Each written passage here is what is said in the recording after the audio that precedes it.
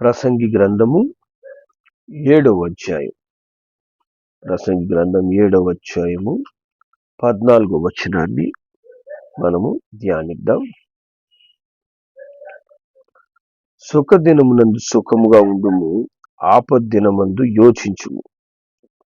తాము చనిపోయిన తరువాత జరుగు దానిని నరులు తెలుసుకొనకుండునట్లు దేవుడు సుఖ దుఃఖములను జతపరిచి ఉన్నాడు. దేవుని నామానికి మహిమ కలుగునుగాక. కాబట్టి దేవుడు చెప్తున్నాడు, మన జీవితంలో సుఖము దుఃఖమును జతపరిచిన వాడు ఆయన. హల్లెలూయా. సుఖము దుఃఖము రెండు కూడా దేవుడు మనకు ఆశీర్వాదకరంగానే ఇచ్చాడు అని మనం మొదట నమ్మాలి. మరి సుఖము దుఃఖమును జతపరిచిన దేవుడు, ఆయనందు విశ్వాసం ఉంచు ఆయన బిడ్డలమైన మనకు అది మేలుకరంగానే దేవుడు అనుగ్రహించి ఉన్నాడు. కాబట్టి దేవుడు చెప్తున్నాడు, సుఖ దినమందు మనము సుఖంగా ఉండమంటున్నాడు. హల్లెలూయా. నువ్వు సంతోషించు దినమున, ఆనందించే దినమున నువ్వు ఆనందించు. అలాగే నీకు ఆపద్దినము కలిగినప్పుడు లేదా దుఃఖ దినం వచ్చినప్పుడు నువ్వేం చేయాలి?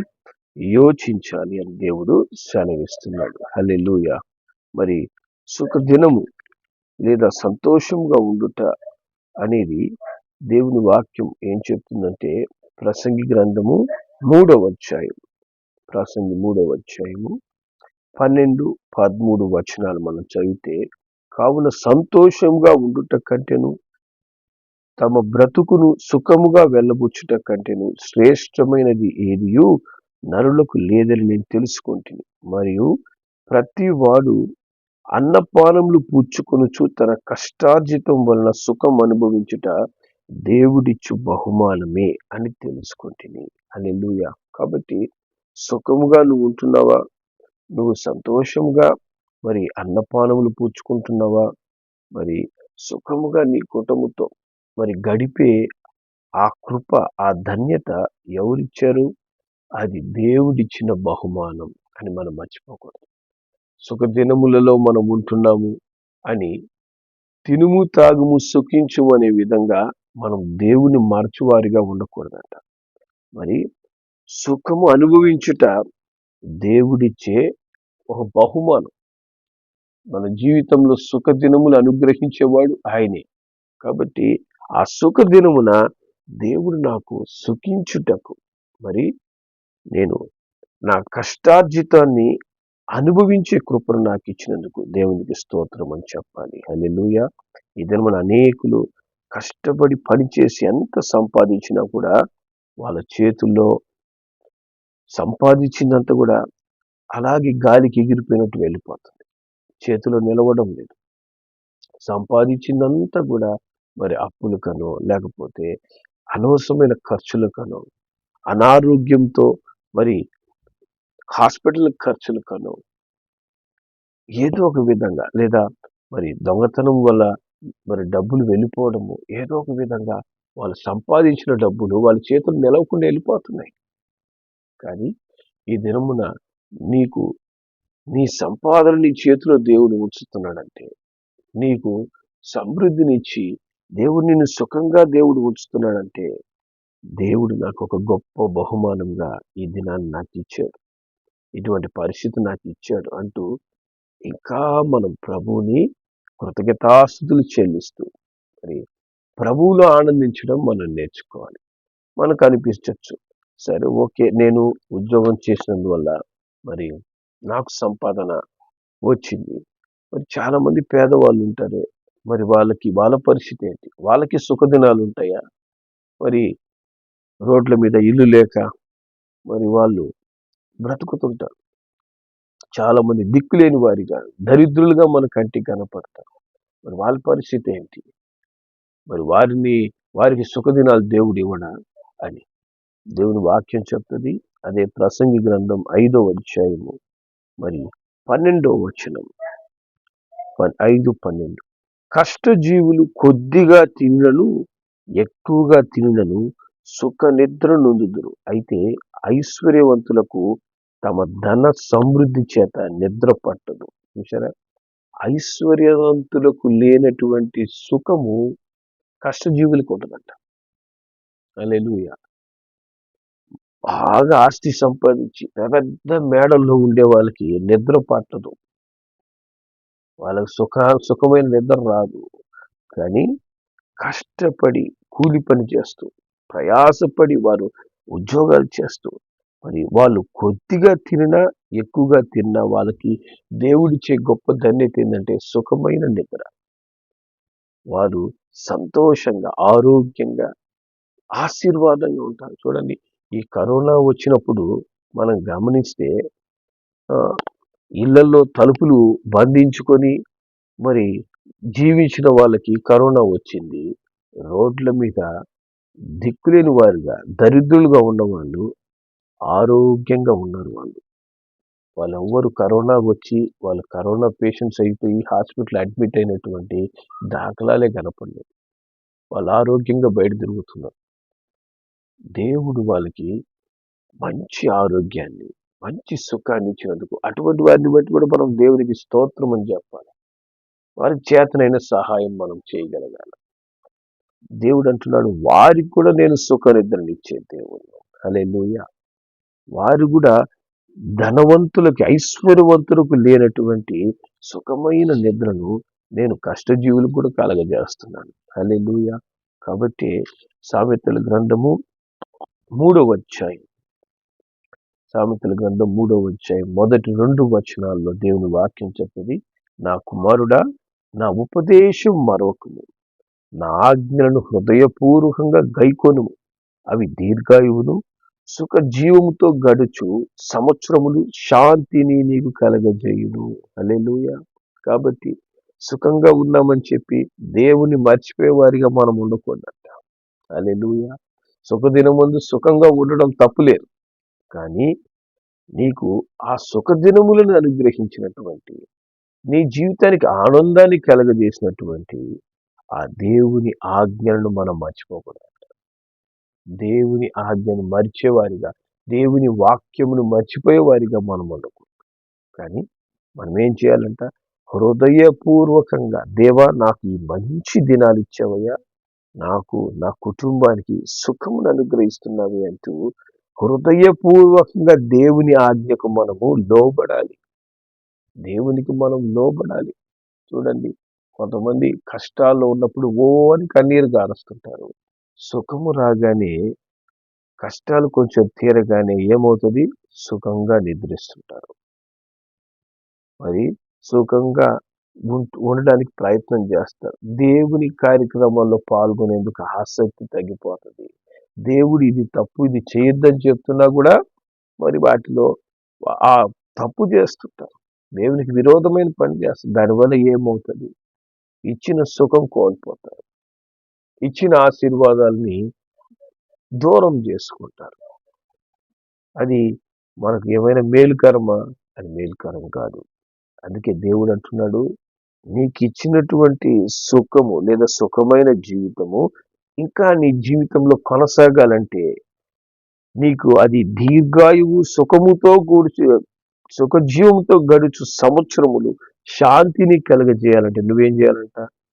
నీకు ఆ ఆశీర్వాదాన్ని అనుగ్రహించినటువంటి దేవునికి లోబడాలి. హల్లెలూయా. దేవునికి లోబడకపోతే ఏమవుద్ది? ఒకరోజు ఆ సుఖ దినాలు ఎగిరిపోతాయి.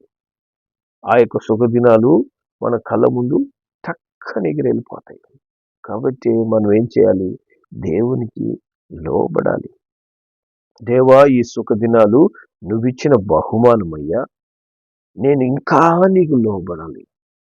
ఇంకా నేను నీ వాక్యానికి లోబడుతూ నేను జీవించినప్పుడు అవి దీర్ఘకాలం కొనసాగుతాయంట. హల్లెలూయా. అవి దీర్ఘకాలం సుఖముతో గడుచు సంవత్సరాలు నీకు శాంతిని కలగజేస్తాయి. దేవునికి మహిమ కలుగును గాక. కొంతమంది చూడండి, వారు సుఖంగా జీవించడమే కాదు, దేవునిందు భయము భక్తి కలిగి దేవుడు అనుగ్రహించిన దానిలో నుంచి దేవుని కొరకు అనేకమైనటువంటి మంచి పనులు చేస్తుంటారు. అలాంటి వాళ్ళు వారి జీవిత కాలంలో కన్నీరు అనేది వాళ్ళ కంటికి కనపడదు. వారు నిందలు పొందరు. మరి ఎంతో సంతోషంగా వారి కుటుంబంలో ఆనందిస్తూ ఉంటారు. కానీ దేవుడు ఇచ్చిన దాంట్లో మరి సుఖంగానే బ్రతకాలని ఆశించే వాళ్ళ జీవితాల్లో శ్రమ దినాలనేవి దేవుడు ఏర్పరుస్తుంటాడు. అది వాళ్ళకి జీవిస్తుంటారే గాని వారి సుఖం పోయి ఉంటది. వారి కళ్ళల్లో నిజమైన సంతోషం ఉండదు. వారి ముఖములు మరి నిజమైన ఆనందం కనపడదు. దేవుడు అంటున్నాడు, నువ్వు నీ సుఖ దినములను కొనసాగించుకోవాలంటే దేవుని వాక్యానుసారంగా మనం జీవించడం, ప్రవర్తించాలి. హల్లెలూయా! అప్పుడు అటువంటి ఆశీర్వాదకరమైన దినాల్లో మనం ముందుకు కొనసాగుతాం. అదే విధంగా దేవుడు ఏం చేశాడు? సుఖముతో పాటు దుఃఖాన్ని కూడా జతపరిచాడంట. హల్లెలూయా! సుఖంతో పాటు దేవుడు ఏం జతపరిచాడు? మనకి ఇష్టం లేని దుఃఖం. సుఖమైతే అందరికి ఇష్టమే గాని దుఃఖం వచ్చిందనుకోండి, ఎందుకు దుఃఖం వచ్చిందని చెప్పి బాధపడతాం. కానీ దేవుడు సుఖము, దుఃఖము రెండిటిని జతపరిచాడు. ఆమేన్. దేవుడు ఏ విధంగా మరి ఇద్దరిని భార్యాభర్తలుగా దేవుడు జతపరుస్తాడో, సుఖము, దుఃఖం అనే దాన్ని దేవుడు రెండింటిని జతపరిచి మన జీవితంలో ఇచ్చాడంట. కాబట్టి దుఃఖం కూడా మన జీవితాల్లో కొన్నిసార్లు దుఃఖ దినాలు వస్తాయి. దుఃఖ దినాలు అప్పుడు మనం ఏం చేయాలా? దుఃఖ దినాల్లో మనం యోచించాలంట. ఎందుకు దుఃఖ దినం కలిగింది? ఎందుకు దుఃఖ దినాల్లో నేను నడుస్తున్నాను?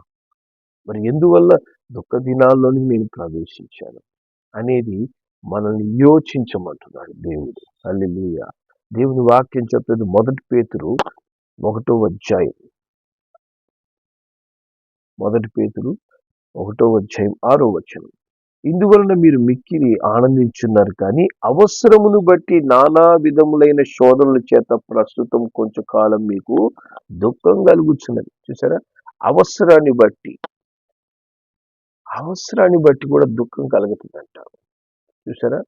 అవసరమును బట్టి నానా విధాలైన శోధనల చేత కొంచెంకాలము దుఃఖం కూడా మన జీవితంలో దేవుడు అనుమతిస్తాడు. ఆ దుఃఖము మరి మంచి దుఃఖము అనేది ఉంది, చెడు దుఃఖం అనేది ఉంది. 2 రకాల దుఃఖాలు ఉన్నాయి. మరి దేవుని వాక్యం చెప్తుంది 2వ కొరింథీయులకు రాసిన పత్రిక 2 కొరింథీ 7వ అధ్యాయం 10వ వచనం మనం చదివితే ఇక్కడ వాక్యం చెప్తుంది, దైవ చిత్తానుసారమైన దుఃఖం రక్షణార్థమైన మారు మనస్సును కలుగజేయును. ఈ మారు మనస్సు దుఃఖమును పుట్టించదు. అయితే లోక సంబంధమైన దుఃఖము మరణాన్ని కలుగజేయును. కాబట్టి దేవుడు అంటున్నాడు, దైవ చిత్తానుసారమైనటువంటి దుఃఖం మన జీవితాల్లో కలుగుతుందంట. అది మనకు ఎటువంటిది? అది మనకు మేలే. అది మనకు మారు మనస్సునిస్తుంది. హల్లెలూయా! అంటే మన జీవితాన్ని మారుస్తుంది. కొన్నిసార్లు దేవుడు ఎందుకు దుఃఖాన్ని అనుమతిస్తాడంటే మనము మారు మనస్సు పొందుకొని దేవుని యందు భయము భక్తి కలిగి మన జీవితాన్ని సరి చేసుకునే దానికి దేవుడు కొన్నిసార్లు మనకు దుఃఖాన్ని అనుమతిస్తాడు. దైవ చిత్తానుసారమైన దుఃఖం అది. దైవ చిత్తానుసారంగా ఉన్నటువంటి దుఃఖము మన జీవితాన్ని దేవుని యొద్దకు నడిపిస్తుంది. అటు దుఃఖం పొందే వాళ్ళు దేవునితో ఇంకా లోతైన సహవాసాన్ని పెట్టుకుంటారు. కానీ లోక సంబంధమైన దుఃఖం కలుగుతుంది చూసారా? వాళ్ళు దేవుని విడిచి వెళ్ళే దుఃఖం అది. దేవుని కంటే లోకాన్ని అధికంగా ప్రేమించి లోక క్రియల పట్ల ఆసక్తి కలిగి లోకానుసారమైన నాకు విషయాలని ఆశించినందువల్ల వాళ్ళు ఏం చేస్తున్నారు? వారు మరణాన్ని కోరుకుంటారంట. లోక సంబంధమైన దుఃఖం దేన్ని కలుగజేస్తుంది? మరణాన్ని కలుగజేస్తుంది. కాబట్టి దుఃఖ విషయంలో మనం చాలా జాగ్రత్తగా ఉండాలి. సుఖం విషయంలో కొంత జాగ్రత్త అవసరం. ఆ సుఖం కూడా అధికమవుతే కొన్నిసార్లు మన దేవుని విడిచిపెట్టే పరిస్థితులు వస్తాయి. దుఃఖ విషయంలో మటుకు మనకు దైవ చిత్తానుసారమైన దుఃఖమా లేకపోతే లోకానుసారమైన దుఃఖమా అనేది మనం పరీక్షించుకోవాలి. దైవ చిత్తానుసారమైన దుఃఖం మనకు మేలే. దైవ చిత్తానుసారమైన దుఃఖము అని మనకు ఎలా తెలుస్తుంది? అది ఎలా మనకు తెలుస్తుందంటే చూడండి 1 పేతురు 1వ అధ్యాయంలోకి మనం వెళ్తే మొదటి పేతురు 1వ అధ్యాయము 6, 7 మనం చదువుదాం. ఇక్కడ వాక్యం చెప్తుంది, ఇందువలన మీరు ఆనందించున్నారు కానీ అవసరాన్ని బట్టి నానా విధాలైన శోధనల చేత ప్రస్తుతం కొంచెం కాలం మీకు దుఃఖం కలుగుతున్నది. నశించిపోవు సువర్ణము అగ్ని పరీక్ష వలన శుద్ధి పరచబడుచున్నది కదా, దానికంటే అమూల్యమైన మీ విశ్వాసము శోధనల చేత పరీక్షకు నిలిచినదై యేసుక్రీస్తు ప్రత్యక్షమైనప్పుడు మీకు మెప్పును మహిమయు ఘనతయు కలుగుటకు కారణమగును. హల్లెలూయా. కాబట్టి దైవ చిత్తానుసారమైన దుఃఖము దేన్ని పరీక్షిస్తుందంటే మన విశ్వాసాన్ని పరీక్షించే దుఃఖముగా ఉంటది. హల్లెలూయా. ఇప్పుడు మరి మనకందరికి మంచి ఉదాహరణ ఎవరంటే పాత నిబంధనలో యోసేపు జీవితంలో ఎన్నో శోధనలు వచ్చినాయి, ఎన్నో దుఃఖ పరిస్థితులు అతనికి వచ్చినాయి. కాబట్టి ఆ దుఃఖ పరిస్థితులు వచ్చినప్పుడు అతన్ని చూసిన వాళ్ళు ఏమని ఉంటారు? ఉదయం లేచినప్పటి నుంచి ప్రార్థన చేస్తూ ఉంటావు, జీవితకాలం అంతా నీకు శోధనలే, జీవితకాలం అంతా నీకు కన్నీరే అని మరి ఎన్నిసార్లు యోసేపు గురించి మాట్లాడుంటారు. కానీ ఆయనకు వచ్చినటువంటి ఆ శోధనల్లో అతని విశ్వాసం పరీక్షించబడిందంట. అతని విశ్వాసం పరీక్షించబడి అతను ప్రభువుని అంటి పెట్టుకున్నాడు. ఆ విశ్వాస పరీక్షలో దేవుణ్ణి ఆయన విడిచిపెట్టలేదు. అతను ప్రభువుతో అంటు కట్టబడి మరి ప్రభు చిత్తానికి లోబడినందువల్ల అతనికి ఏమైంది? అతను ఘనత పొందుకున్నాడు, అతను హెచ్చించబడ్డాడు, ఉన్నతమైన స్థానంలోనికి దేవుడు అతన్ని తీసుకువెళ్ళి నిలబెట్టేశాడు. హల్లెలూయా. అదే విధంగా చూడండి, మన జీవితంలో మనం కలిగే దుఃఖము మనల్ని దేవుని ఎద్దుకు నడిపిస్తుంది. అంటే నీకు కలిగే దుఃఖము ఏ విధంగా వచ్చినా అది నిన్ను దేవుని ఎద్దుకు నడిపించగలుగుతుందంటే, ఎందుకంటే యోసేపు కలిగినటువంటి దుఃఖంలో ఒకసారి చెరసాల్లో పడ్డాడు, ఒకసారి బావిలో పడేశారు, బానిసగా అమ్మబడ్డాడు. కాబట్టి దుఃఖంలో చాలా రకాల దుఃఖాలు ఉంటాయి. ఈ దుఃఖాలన్నీ కూడా నిన్ను దేవుని ఎద్దుకు గాక దేవుని నుంచి దూరంగా తీసుకెళ్తున్నాయంటే అది దేవుని చిత్తానుసారమైన దుఃఖము కాదు. ఈ దుఃఖమును మనం విడిచిపెట్టాలి అని వెంటనే దాని నుంచి మనం వెనకడుగు వేసి ప్రభు యొద్దకు పరిగెత్తాలి. అట్లా కాకుండా మన దుఃఖములు, మనం ఎదుర్కొనేటువంటి శోధనలు నిన్ను ఇంకా దేవుని యొద్దకు నడిపిస్తూ నువ్వు దేవునిలో ఇంకా బలపరచబడుతున్నావు అంటే అది నీకు మేలే. హల్లెలూయా. అది నీకు రక్షణను అనుగ్రహిస్తుందంట, నీకు మారు మనసును అనుగ్రహిస్తుందంట, అది నీకు ఆశీర్వాదాన్ని కలిగజేస్తుంది. ఏది? దుఃఖం. సుఖము నీకు ఆశీర్వాదమే, దుఃఖము కూడా నీకు రక్షణను అనుగ్రహిస్తూ నిన్ను కాచి కాపాడుతూ నీకు దేవునితో లోతైన అనుబంధాన్ని కలగజేస్తుంది. హల్లెలూయా. కాబట్టి దేవుడు ఏం చేశాడు? సుఖమును దుఃఖమును రెండింటినీ జతపరిచాడు. కానీ లోక సంబంధమైనటువంటి దుఃఖమును చూసారా, అది చాలా జాగ్రత్తగా ఉండాలి. ఎందుకంటే లోక సంబంధమైన దుఃఖము మనకు మొట్టమొదట ఆత్మ సంబంధమైన దుఃఖం లాగా కనిపిస్తుంది. అది మన మేలు కొరకే కలుగుతున్నటువంటి దుఃఖం అనిపిస్తుంది. కానీ దాని యొక్క ఆశలు మనం గమనించినప్పుడు అది దేవుని మీద ఆశ కంటే లోకం మీద ఆశ అధికంగా కనపడుతుంది అన్నమాట. లోక సంబంధమైన విషయాల కొరకు మన హృదయం పరితపిస్తుంటుంది. దాని గురించినటువంటి అది పొందుకోలేదే, అది నాకు కలగలేదే, అది నాలో నాకు లేదే అనేటువంటి శరీర సంబంధమైనటువంటి విషయాల్లో, శరీర సంబంధమైన విషయాల గురించినటువంటి ఆలోచనలతో మనము ఎప్పుడైతే దుఃఖపడుతుంటామో ఆ దుఃఖము మనకు మేలుకరణం కాదు, అది మనకు మరణాన్ని తీసుకొని వస్తుందంట. ఏ మరణాన్ని? ఈ లోకం మరణమే కాదు, శాశ్వతమైన మరణాన్ని. ఈ లోకాన్ని ప్రేమించిన వాళ్ళు ఈ లోకంలో అనుకోని ఆపదల్లో ఇరుక్కుంటారు, అనుకోని సమస్యల్లో ఇరుక్కుంటారు. అలాగే శాశ్వతమైనటువంటి మరణాన్ని కూడా పొందుకుంటారు. కాబట్టి మనలో ఎటువంటి దుఃఖం కలుగుతుంది? దేని విషయంలో దుఃఖిస్తున్నావు? శరీరాశ, నేత్రాశ జీవం డంబం గురించినటువంటి ఆ ఆ దుఃఖం మనలో కలుగుతుందా? మనుషులు మనల్ని గుర్తించాలి, మనుషులు మనల్ని ఆ, గౌరవించాలి, లేకపోతే లోక సంబంధంగానే నేను ఎదగాలనే దాని గురించినటువంటి దుఃఖం మనలో వస్తుంటే ఆ దుఃఖాన్ని మనము ఈ రోజే తీసివేసుకుందాం. దాన్ని తొలగించుకొని దేవుని చిత్తానుసారమైనటువంటి దుఃఖాన్ని మనం కలిగి ఉన్నప్పుడు అది మనకు ఎంతో మేలును కలగజేస్తుంది. హల్లెలూయా! దేవుని నామానికి మహిమ కలుగునుగాక. అందుకే దేవుడు మనకేం చేశాడు? రెండింటినీ మనకు అనుమతించాడట. ఎప్పుడు సుఖంగానే ఉంచడానికి దేవుడు అంగీకరించలేరు.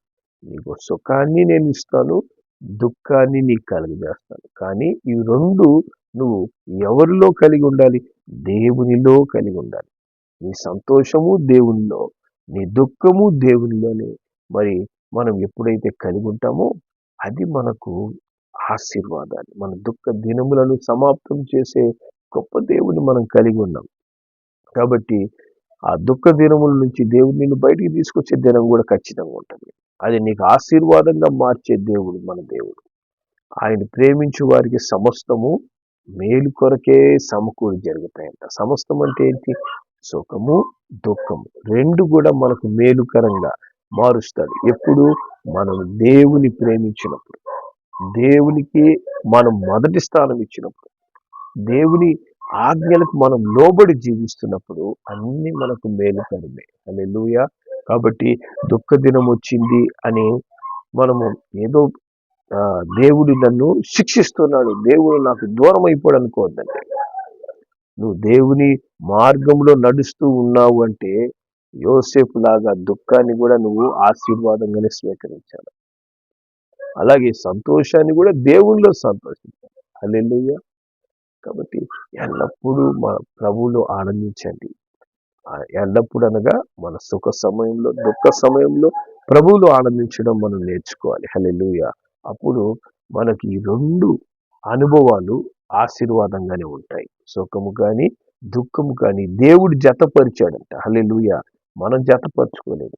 దేవుడు ఆయన బిడ్డల జీవితాల్లో జతపరిచి అనుగ్రహిస్తున్నాడు. కాబట్టి ఇది మనకు మేలుగానే దేవుడు జతపరిచాడు. నాకెందుకు దుఃఖ దినాలు జతపరిచాడని బాధపడద్దండి.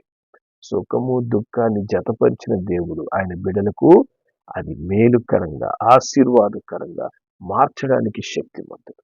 కాబట్టి ప్రతి దినం కూడా ఇది దేవుడు నాకు మంచి దినంగానే అనుగ్రహించాడు. ఈ దినం నాకు మేలుగానే అనుగ్రహించాడు. ఈ దినం నాకు సంతోషం కలిగిన, దుఃఖం కలిగిన నేను ప్రభువులో ఆనందిస్తాను, ప్రభువుతోనే దాన్ని నేను స్వీకరిస్తాను అంటూ ప్రభు మార్గంలో మనము జాగ్రత్తగా నడిచినప్పుడు దేవుడు అన్ని మనకు మేలు కొరకే నడిపిస్తాడు. ప్రభు అట్టి కృప మనకు దయచేయును గాక. ప్రార్థన చేసుకుందాం. ప్రేమ కలిగిన మా తండ్రి, నీకు వందనాలు, స్తోత్రాలయ్యా. సుఖ దినమున సుఖంగా ఉండమని చెప్తున్నారు, ఆపద్ దినమున మమ్మల్ని యోచించమంటున్నారు. మరి తండ్రి, సుఖదినమును అనుగ్రహించిన దేవుడు ఆ సుఖము నైనా దేవుడిచ్చే బహుమానమని గ్రహించి నైనా దేవునికి లోబడమని మీరు సెలవిస్తున్నారు. స్తోత్రం. ఆపద్ దినమున మరి తండ్రి, దుఃఖ దినమున ఇది ఎందువల్ల నాకు కలిగిందనేది గ్రహించి నైనా తండ్రి, దేవుని చిత్తానుసారమైన దుఃఖమైతే అది మాకు మేలుకరము, ఇది లోకానుసారమైన దుఃఖమైతే అది మాకు మరణాన్ని తెస్తుందని గ్రహించి దాని నుంచి మేము దేవుని చిత్తానుసారమైన మార్గంలోనికి మమ్మల్ని మేము నడిపించుకోవాలని తెలియపరుస్తున్నందుకు స్తోత్రాలు. అట్టి జ్ఞానం కలిగి మేము ప్రభు వెంట నడిచేందుకు మా జీవితాల్లో సుఖ దుఃఖములను మీరు జతపరిచినందుకు మీకు వందనాలు. మరి తండ్రి, అన్ని పరిస్థితులు మాకు మేలుకరంగా మీరు ఉంచమని, అది మాకు ఆశీర్వాదకరంగా ఉంచమని, కొన్నిసార్లు నైనా మా జీవితాల్లో కలిగే దుఃఖాలు మాకు వేదనకరంగా ఉన్నా నైనా తండ్రి, అది ఆ దుఃఖ దినములను మాకు మేలుకరంగా మార్చే దేవుడిగా తండ్రి మాకు తోడై ఉండి మా విశ్వాస పరీక్షలో నేను ప్రభు వెంట మేము ధైర్యంగా నడిచేందుకు మాకు సహాయం చేయమని, మమ్మల్ని బలపరచమని యేసు నామములో ప్రార్థిస్తున్నాం తండ్రి. ఆమేన్.